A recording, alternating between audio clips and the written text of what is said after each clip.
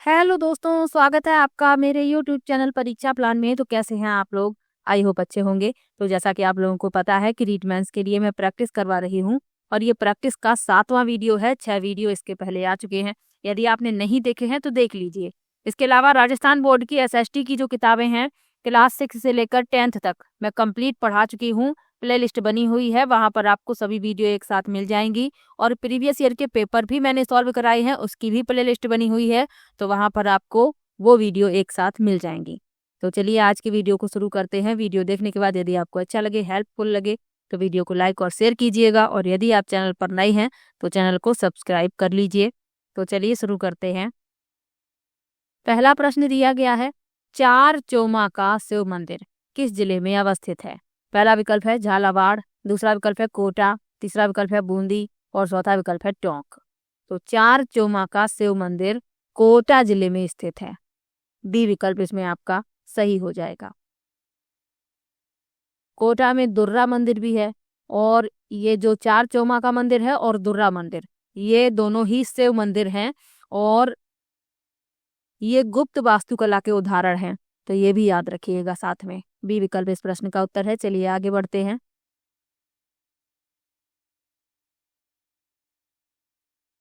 अगला प्रश्न दिया गया है, शोभालाल गुप्त द्वारा किस स्थान पर हरिजन एवं भीलों के विकास हेतु एक आश्रम की स्थापना की गई थी? पहला विकल्प है बांसवाड़ा, दूसरा विकल्प है अलवर, तीसरा विकल्प है वर्धा और चौथा विकल्प है सागवाड़ा।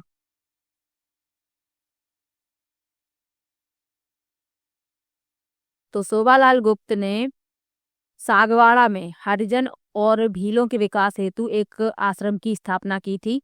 डी विकल्प इसमें सही हो जाएगा। और साथ में आपको ये याद रखना है कि माणिक लाल वर्मा ने सागवाड़ा में खडलाई आश्रम की स्थापना की थी। तो ये भी याद रखिएगा। इसमें डी विकल्प आपका सही हो जाएगा। चलिए आगे बढ़ते हैं, अगले प्रश्न पर चलते हैं।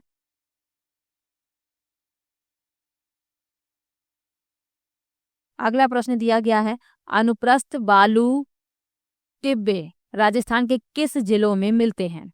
पहला विकल्प है बीकानेर गंगानगर, दूसरा विकल्प है जोधपुर बाड़मेर, तीसरा विकल्प है जालौर पाली और चौथा विकल्प है जोधपुर नागौर। तो पूछा गया है अनुप्रस्थ बालू के टिब्बे किन जिलों में बनते हैं? तो अनुप्रस्थ बालू के टिब्बे क्या होते हैं ये भी तो पता होना चाहिए। तो बालू के टिब्बे वायु की दिशा में समकोण पर उन्मुख लंबी लकीरों के रूप में बनते हैं, जिन्हें अनुप्रस्थ टिब्बों के रूप में जाना जाता है। और ये वायु की दिशा के लंबवत होते हैं। तो ये आपको याद रखना है, बालू से ये बनते हैं। अब इसमें पूछा गया है कि किस जिलों में मिलते हैं? तो जोधपुर और बाड़मेर में। बी विकल्प इसमें सही हो जाएगा। यहाँ पर आप ये अनुप्रस्थ बालू के टिब्बे देख सकते हैं। और ये उस जगह पर बनते हैं जहाँ वनस्पति बहुत कम होती है और रेत अधिक होती है। तो ये भी याद रखिएगा। अगला प्रश्न दिया गया है, कंदोरा आभूषण स्त्रियां शरीर के किस भाग में पहनती हैं? पहला विकल्प है कान, दूसरा है कमर, तीसरा है हाथ और चौथा है माथा। तो कंदोरा आभूषण या इसे ही करधनी भी कहते हैं, ये कमर पर धारण किया जाता है। आप लोगों ने देखा भी होगा। बी विकल्प इसमें सही हो जाएगा। और आभूषणों के बारे में आपको याद रखना है, एक प्रश्न संबंधित प्रश्न पूछ लिया जाता है। जैसे सिर पे धारण करने वाले आभूषण कौन कौन से हैं? बोरला है, राखड़ी है, टिकारी है, सांकली है, ये सिर पर धारण किए जाते हैं। कमर में कंदोरा, करधनी, तगड़ी, सतका, ये कमर में धारण किए जाते हैं। पैर में पायल, नुपुर, नेवरी, लक्षा, हाथ में नोगरी, पट, पुंचियां, तकमा, ये हाथ में धारण किए जाते हैं। तो ये आपको याद रखना है। बी विकल्प इसमें सही हो जाएगा और मैंने आपको पढ़ाया भी है पूरा। अगला प्रश्न दिया गया है, कोटा के किस शासक के काल को कोटा चित्रकला शैली का उत्कृष्ट काल माना जा सकता है? पहला विकल्प है महाराव शत्रुसाल सिंह प्रथम, दूसरा विकल्प है महाराव किशोर सिंह, तीसरा विकल्प है महाराव उम्मेद सिंह प्रथम और चौथा विकल्प है महाराव शत्रुसाल सिंह द्वितीय।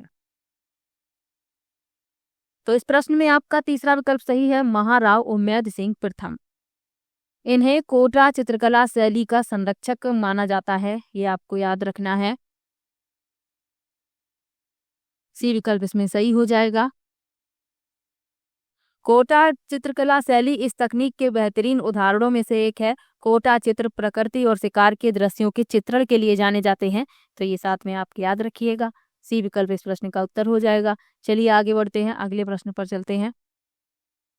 बाबर की सेना ने किस युद्ध में महाराणा सांगा को हराया था? पहला विकल्प है पानीपत का प्रथम युद्ध, दूसरा है घाघरा का युद्ध, तीसरा है खानवा युद्ध और चौथा है बयाना युद्ध। तो बाबर की सेना ने किस युद्ध में महाराणा सांगा को हराया था, ये पूछा गया है। तो खानवा के युद्ध में। सी विकल्प इसमें सही हो जाएगा, खानवा का युद्ध। खानवा का युद्ध बाबर के तहत मुगल सेना और मेवाड़ के राणा सांगा के तहत राजपूत गठबंधन के बीच लड़ी गई लड़ाई थी और यह युद्ध 16 मार्च 1527 को लड़ा गया था और इसमें महाराणा सांगा हार गए थे, ये आपको याद रखना है। सी विकल्प इसमें सही हो जाएगा। और विकल्प लिखे हुए हैं, उनके बारे में जान लीजिए। पानीपत का प्रथम युद्ध। पानीपत का प्रथम युद्ध 1526 में बाबर और इब्राहिम लोदी के बीच लड़ा गया था और इसमें बाबर विजयी रहा था।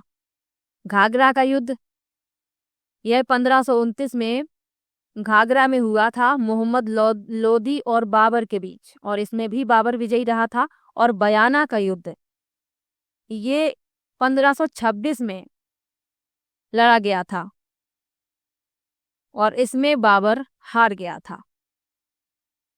और ये किनके बीच लड़ा गया था? राणा सांगा के नेतृत्व वाली राजपूत सेना और बाबर की सेना के बीच, और इसमें राणा सांगा ने बाबर को हरा दिया था, तो ये आपको याद रखना है। और इसमें आपका सी विकल्प सही है, खानवा का युद्ध है।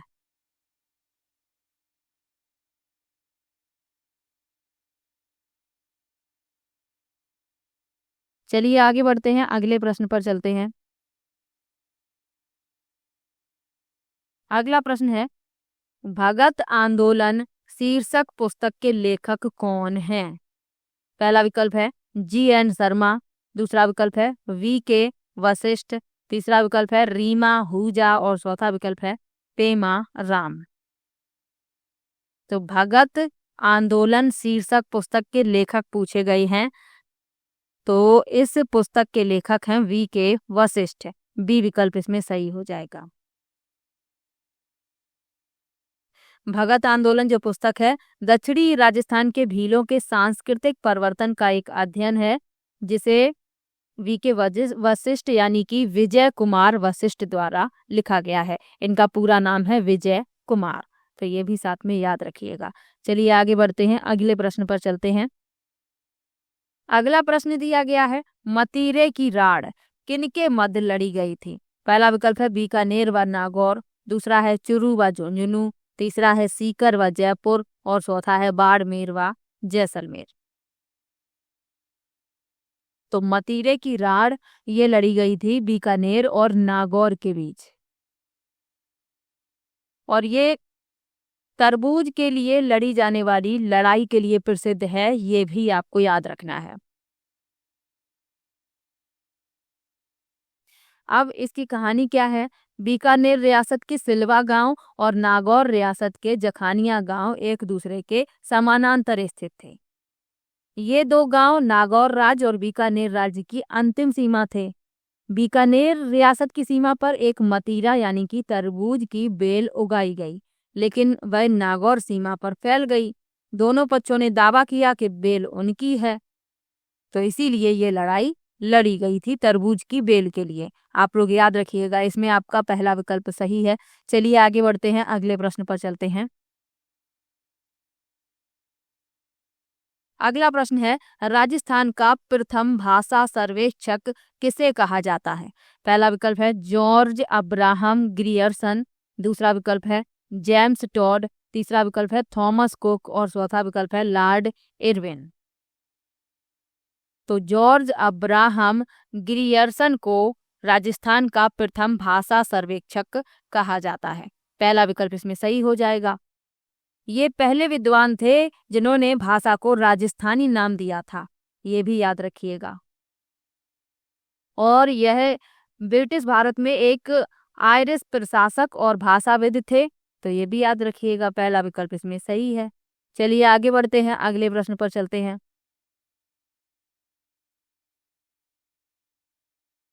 अगला प्रश्न दिया गया है, भीलों के घर क्या कहलाते हैं? पहला विकल्प है पाल, दूसरा विकल्प है टापरा, तीसरा विकल्प है फला और चौथा विकल्प है झूपा। तो भीलों के घर कहलाते हैं टापरा, बी विकल्प इसमें सही है। चलिए आगे बढ़ते हैं। अगला प्रश्न है, भारत के संविधान का कौन सा भाग नागरिकता का प्रावधान करता है? पहला विकल्प है भाग 1, दूसरा विकल्प है भाग 2, तीसरा विकल्प है भाग 3 और चौथा विकल्प है भाग 4।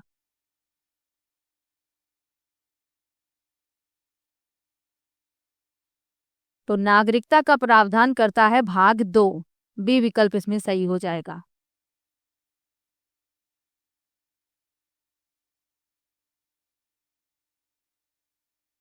भारत के संविधान का भाग 2 और अनुच्छेद 5 से 11 तक, ये भी याद रखिएगा, ये नागरिकता का प्रावधान करते हैं। और विकल्प लिखे हुए हैं, इनके बारे में जान लीजिए। भाग 1 जो है, इसमें अनुच्छेद 1 से 4 शामिल हैं और यह संघ और उसके क्षेत्र से संबंधित है। भाग 3 ये मौलिक अधिकारों से संबंधित है, इसमें अनुच्छेद 12 से अनुच्छेद 35 तक शामिल है। और भारतीय संविधान का भाग 4 यह राज्य के नीति निर्देशक तत्वों से संबंधित है। तो ये भी साथ में याद रखिएगा आप लोग। इसमें आपका दूसरा विकल्प सही है। चलिए आगे बढ़ते हैं, अगले प्रश्न पर चलते हैं। भारत के संविधान का कौन सा अनुच्छेद शिक्षा के अधिकार का प्रावधान करता है? पहला विकल्प है अनुच्छेद 19, दूसरा है अनुच्छेद 20, तीसरा है अनुच्छेद 21A और चौथा है अनुच्छेद 32। तो शिक्षा का प्रावधान करता है अनुच्छेद 21A, सी विकल्प इसमें सही हो जाएगा। चलिए आगे बढ़ते हैं।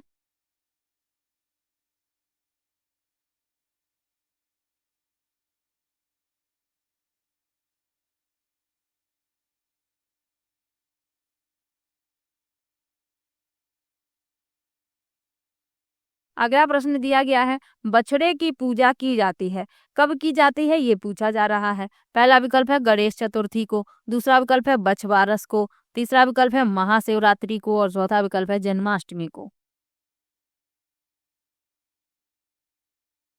तो बछड़े की पूजा की जाती है बछवारस को, बी विकल्प इसमें सही हो जाएगा। यह एक हिंदू त्योहार है जो माताओं और उनके बेटों द्वारा मनाया जाता है। यह भाद्रपद के महीने में कृष्ण पक्ष की द्वादशी तिथि को मनाया जाता है, यानी कि जन्माष्टमी के 4 दिनों बाद। तो ये आप याद रखना है। इस दिन माताएं अपने पुत्रों के लिए एक दिन का व्रत रखती हैं और इसमें बछड़े की पूजा की जाती है बछवारस में, बी विकल्प इसमें सही हो जाएगा। चलिए आगे बढ़ते हैं, अगले प्रश्न पर चलते हैं। वनस्थली विद्यापीठ की स्थापना की गई थी, किसके द्वारा की गई थी, ये पूछा जा रहा है। पहला विकल्प है जय नारायण व्यास द्वारा, दूसरा विकल्प है मोहनलाल सुखाड़िया द्वारा, तीसरा विकल्प है टीकाराम पालीवाल द्वारा और चौथा विकल्प है हीरालाल शास्त्री द्वारा।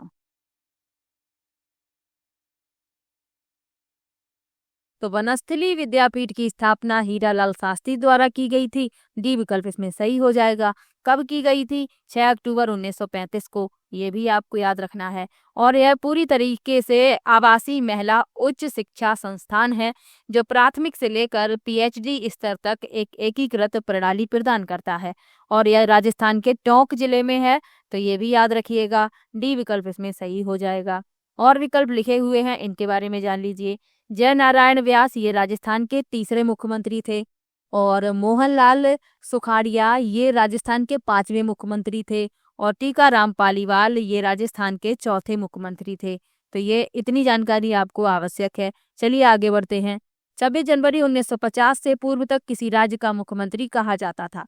पहला विकल्प है प्रधानमंत्री, दूसरा विकल्प है राज प्रमुख, तीसरा विकल्प है महाराज प्रमुख और चौथा विकल्प है राष्ट्रपति। तो 26 जनवरी 1950 से पूर्व किसी राज्य का मुख्यमंत्री प्रधानमंत्री कहा जाता था, पहला विकल्प इसमें सही हो जाएगा। चलिए आगे बढ़ते हैं, अगले प्रश्न पर चलते हैं। किसी अधिवर्ष में कितने दिन होते हैं? अधिवर्ष यानी कि लीप ईयर में कितने दिन होते हैं ये पूछा गया है। पहला विकल्प है 364, दूसरा विकल्प है 365, तीसरा विकल्प है 366 और चौथा विकल्प है 370। तो किसी अधिवर्ष में 366 दिन होते हैं। सी विकल्प इसमें सही हो जाएगा।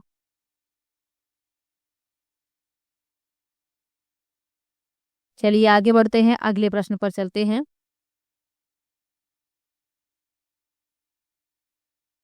ब्रिटिश राज में राजपूताना के प्रथम निवासी यानी एजेंट टू गवर्नर जनरल कौन थे?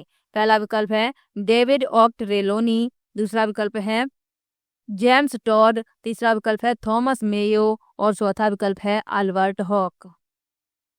तो ब्रिटिश राज में राजपूताना के प्रथम निवासी यानी agent to governor general David Ochterlony थे। पहला विकल्प इसमें सही हो जाएगा।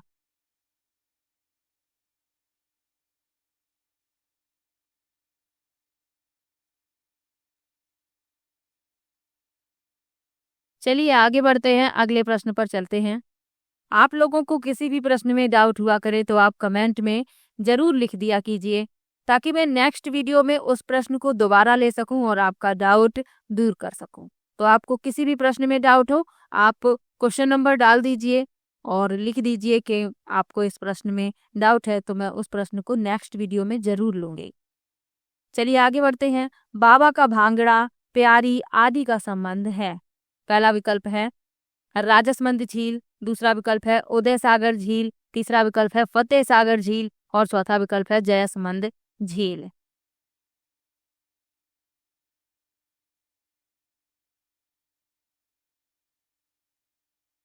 तो बाबा का भांगड़ा प्यारी आदि का संबंध है जयसमंद झील से। जो जयसमंद झील है इसमें कुल 7 द्वीप हैं और बाबा का भांगड़ा द्वीप पर भील जनजाति के लोग निवास करते हैं। तो ये भी याद रखिएगा साथ में। डी विकल्प इसमें सही हो जाएगा। चलिए आगे बढ़ते हैं, अगले प्रश्न पर चलते हैं। कौन सी नदी लूनी की सहायक नदी नहीं है? पहला विकल्प है जवाई, दूसरा विकल्प है जोजरी, तीसरा विकल्प है सुकड़ी और चौथा विकल्प है पार्वती।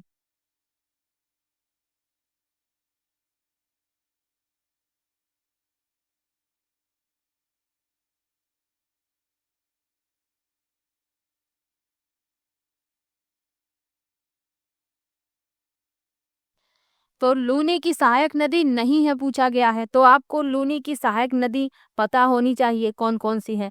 तो जवाई, सुकरी, सुकुर।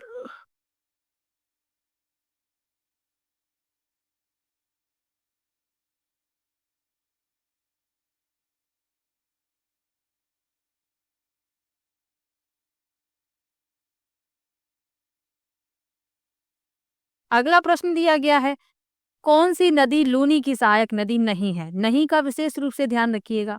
पहला विकल्प है जवाई, दूसरा विकल्प है जोजरी, तीसरा विकल्प है सुकरी और चौथा विकल्प है पार्वती।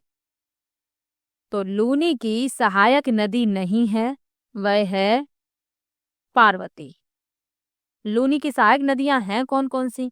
जवाई, सुकरी, लीलड़ी, मिथरी, जोजरी, बांदी, सागी, ये सभी लूनी की सहायक नदियां हैं। लेकिन पार्वती लूनी की सहायक नदी नहीं है, ये चंबल की सहायक नदी है। तो ये आपको याद रखना है। और लूनी नदी जो है इसे वेदों में लवणती भी कहा गया है, तो ये भी याद रखिएगा। चलिए आगे बढ़ते हैं, अगले प्रश्न पर चलते हैं।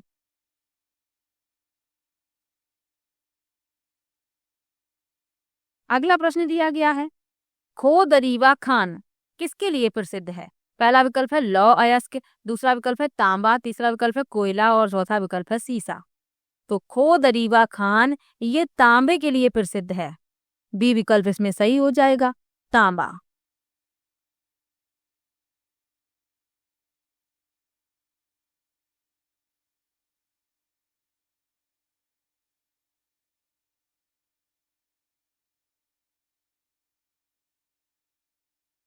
अब यदि प्रश्न पूछ लिया जाए कि खो दरीवा खान है कहाँ पर, तो ये उदयपुर से 75 किलोमीटर दूर स्थित है।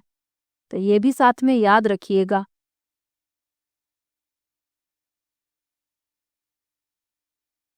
तांबे के लिए ये प्रसिद्ध है, ये भी याद रखिएगा। बी विकल्प इसमें सही हो जाएगा। चलिए आगे बढ़ते हैं। अगला प्रश्न दिया गया है, वह स्थान जहां गोगा जी की स्मृति में विशाल मेला लगता है। पहला विकल्प है पर्वतसर, दूसरा विकल्प है नाथ द्वारा, तीसरा विकल्प है देवगढ़ और चौथा विकल्प है गोगा मेरी। तो गोगा जी पंच पीरों में शामिल हैं, और पंच पीर कौन कौन से हैं ये आप कमेंट में जरूर बताएंगे।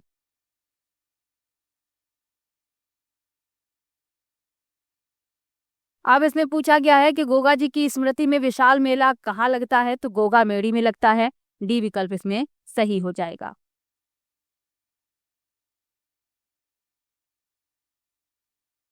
और विकल्प लिखे हुए हैं, इनके बारे में जान लीजिए। पर्वतसर में तेजा जी की याद में तेजा दशमी को हर साल भव्य पशु मेला आयोजित किया जाता है। और नाथद्वारा में वल्लभ संप्रदाय की मुख्य पीठ है, और देवगढ़ जो है ये खारी नदी का उद्गम स्थल है। तो ये भी साथ में याद रखिएगा। चलिए आगे बढ़ते हैं, अगले प्रश्न पर चलते हैं।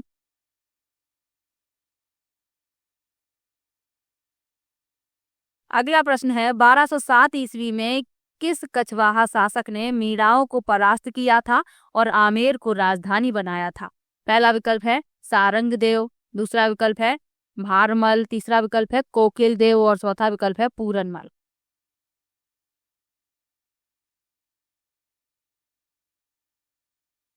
तो 1207 ईस्वी में कोकिल देव ने मीराओं को परास्त किया था और आमेर को राजधानी बनाया था। सी विकल्प इसमें सही हो जाएगा। चलिए आगे बढ़ते हैं, अगले प्रश्न पर चलते हैं। हर्ष की पहाड़ियां कहाँ स्थित हैं।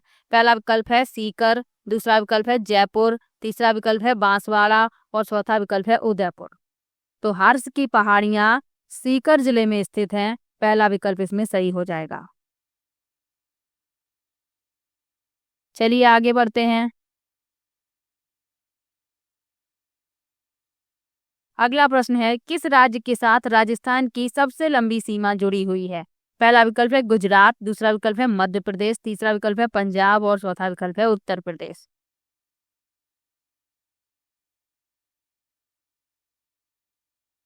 तो मध्य प्रदेश के साथ राजस्थान की सबसे लंबी सीमा जुड़ी हुई है। कितनी है? 1600 किलोमीटर। तो ये आपको याद रखना है। बी विकल्प इसमें सही हो जाएगा।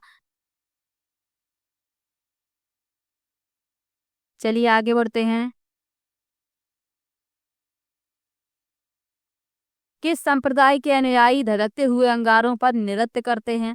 पहला विकल्प है रामदाई, दूसरा विकल्प है जसनाथी, तीसरा विकल्प है परनामी और चौथा विकल्प है खालसा। तो जसनाथी संप्रदाय के अनुयायी धधकते हुए अंगारों पर नृत्य करते हैं। इसे अग्नि नृत्य कहा जाता है। तो इसमें आपका बी विकल्प सही हो जाएगा। ये सभी प्रश्न पहले पूछे जा चुके हैं, और जितने भी प्रश्न मैं करवा रही हूँ सभी महत्वपूर्ण हैं, क्योंकि पहले पूछे जा चुके हैं तो फिर से पूछे जाने की संभावना है। चलिए आगे बढ़ते हैं, अगले प्रश्न पर चलते हैं।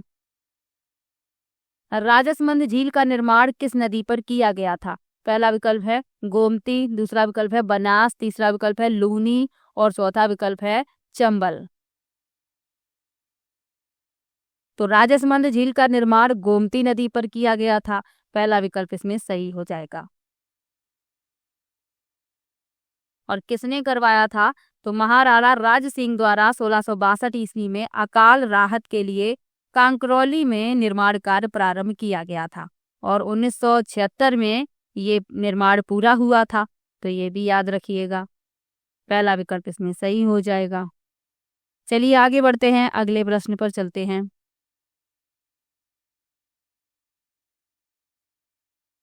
अगला प्रश्न दिया गया है, नक्की झील किस जिले में स्थित है। पहला विकल्प है चित्तौड़गढ़, दूसरा विकल्प है उदयपुर, तीसरा विकल्प है सिरोही और चौथा विकल्प है अलवर। तो नक्की झील सिरोही में स्थित है और रघुनाथ जी मंदिर के पास है। सी विकल्प इसमें सही हो जाएगा। और ये राजस्थान की सबसे ऊंची झील है, ये भी याद रखिएगा। चलिए आगे बढ़ते हैं। अगला प्रश्न दिया गया है, संगीत पुस्तक सतसई के रचयिता कौन थे। पहला विकल्प है बिहारी, दूसरा विकल्प है रांगे राघव, तीसरा विकल्प है हीरानंद व्यास और चौथा विकल्प है दयानंद सरस्वती। तो संगीत पुस्तक सतसई के रचयिता थे बिहारी। पहला विकल्प इसमें सही हो जाएगा।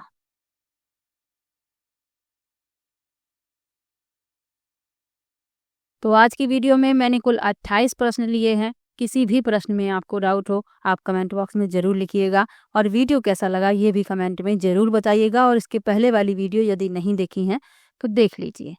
तो चलिए मिलते हैं नेक्स्ट वीडियो में, तब तक के लिए बाय बाय।